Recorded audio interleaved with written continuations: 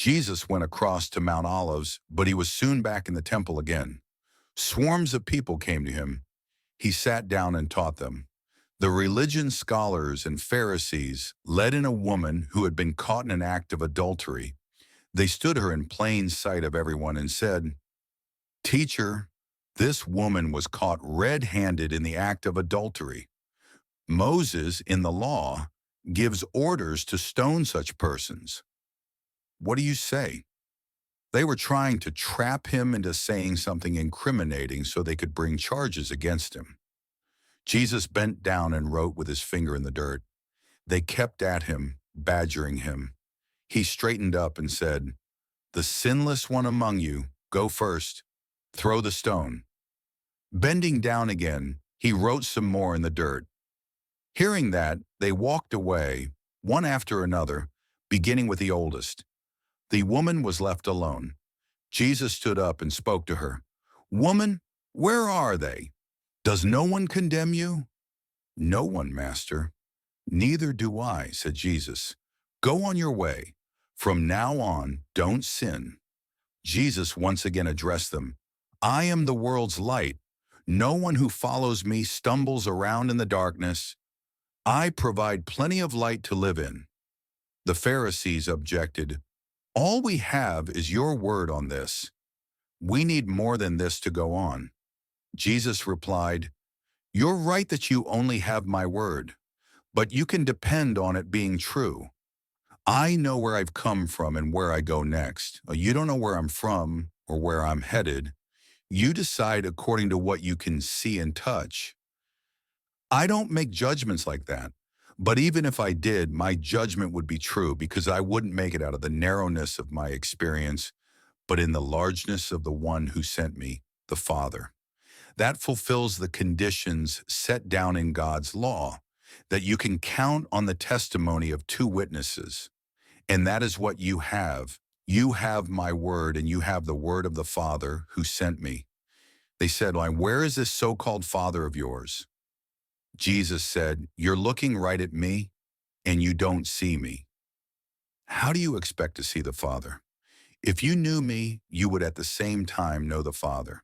He gave this speech in the treasury while teaching in the temple. No one arrested him because his time wasn't yet up. Then he went over the same ground again.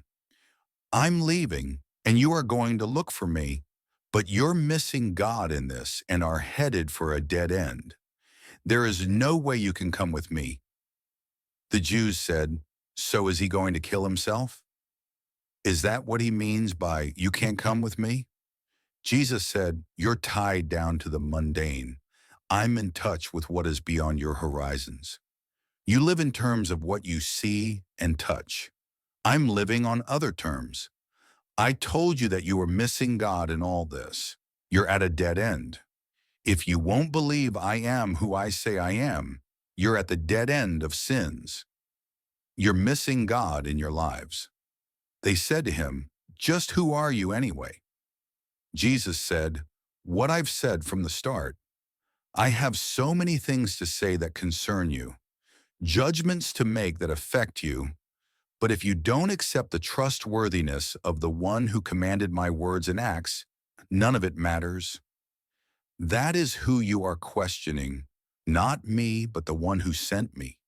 They still didn't get it, didn't realize that he was referring to the Father. So Jesus tried again. "When you raise up the Son of Man, then you will know who I am, that I'm not making this up, but speaking only what the Father taught me. The one who sent me stays with me. He doesn't abandon me. He sees how much joy I take in pleasing him." When he put it in these terms, many people decided to believe. Then Jesus turned to the Jews who had claimed to believe in him. "If you stick with this, living out what I tell you, you are my disciples for sure. Then you will experience for yourselves the truth, and the truth will free you." Surprised, they said, "But we're descendants of Abraham. We've never been slaves to anyone. How can you say the truth will free you?" Jesus said, "I tell you most solemnly that anyone who chooses a life of sin is trapped in a dead-end life and is, in fact, a slave. A slave can't come and go at will. The son, though, has an established position, the run of the house. So if the son sets you free, you are free through and through. I know you are Abraham's descendants, but I also know that you are trying to kill me because my message hasn't yet penetrated your thick skulls.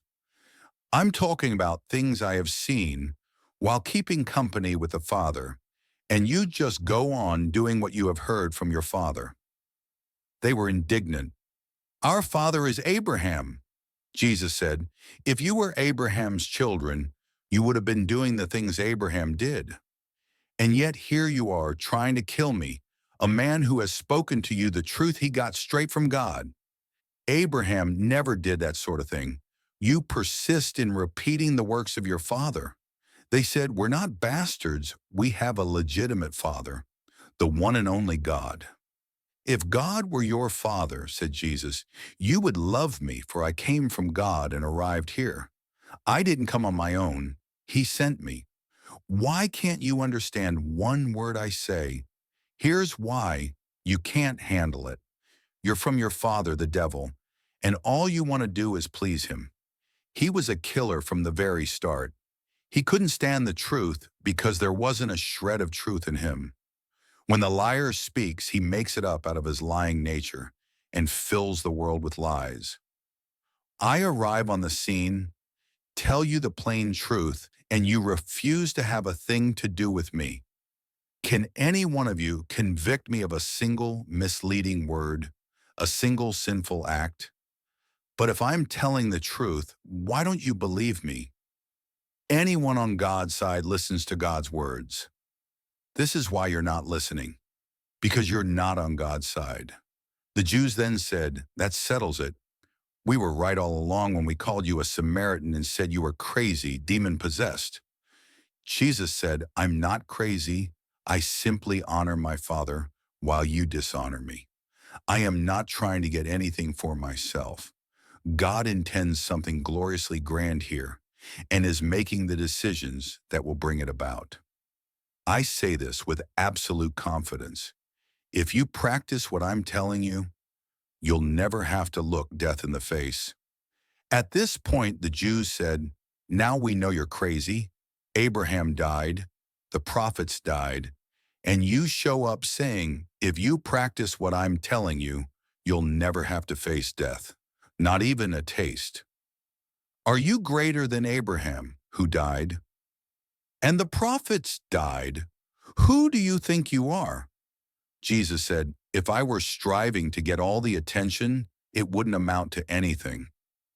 But my Father, the same one you say is your Father, put me here at this time in place of splendor. You haven't recognized him in this, but I have. If I, in false modesty, said I didn't know what was going on, I would be as much of a liar as you are. But I do know, and I am doing what he says. Abraham, your father, with elated faith, looked down the corridors of history and saw my day coming. He saw it and cheered. The Jews said, you're not even 50 years old, and Abraham saw you? Believe me, said Jesus, I am who I am long before Abraham was anything. That did it. Pushed them over the edge. They picked up rocks to throw at him. But Jesus slipped away, getting out of the temple. Here are 3 reflective questions for you to consider after reading John 8. What does Jesus' response to the woman caught in adultery teach me about how I view and treat others who have sinned, especially when I feel morally justified in judging them? Jesus said, if you stick with this, you will experience for yourselves the truth, and the truth will free you. In what areas of my life am I still living in bondage because I haven't fully embraced or lived out the truth of Jesus' words? When Jesus declared, before Abraham was, I am, he claimed divine identity and eternal existence. How does this bold revelation challenge or deepen my understanding of who Jesus truly is and what place he holds in my everyday life?